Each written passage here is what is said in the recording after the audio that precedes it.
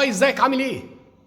استاذ علي كاكولي عمل اغنيه من يومين نزلها اسمها مسحته باستيكه. الاغنيه جميله، صوتك حلو، الكلمات جميله، اللحن جميل.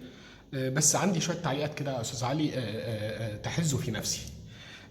اولا مسحته باستيكه، قلبي رجع فابريكا. مفيش حاجه بترجع فابريكا يا استاذ علي، عشان خلاص اللي باظ باظ. نمرة اتنين قال لك هكسر وراها 100 زير، والله 100 كتير، وده اخره قله بالكتير مليون و2 جنيه. انت مش عايز تصرف، لازم تصرف عشان تكرش حد من حياتك، لازم تصرف.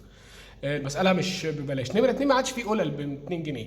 القلل ب 200 جنيه دي انت لو عملتها على ايدك هتكلفك اكتر من كده. في الاخر لقينا الاستاذ علي بقى زهق من ان هو عمال يفركش مع البنت اللي بترقص، غالبا اللي كانت بترقص دي عايز يفركش معاها، مش عايزه تمشي ولا بقله ولا بزير. فقال لك خلاص يلا يا فرقه، راح جاي مدي لواحد كده قطعه اثريه تقريبا زير، ميني زير، ويلا نمشي. قاموا واخدين بعضهم ماشيين، هوبا لقينا البنت مشيت معاهم. الله، ده طلع مش بيفركش معاها، ده طلع بيفركش مع صاحبه بتاع الاكورديون، ده صاحبه وعايز يفركش معاه.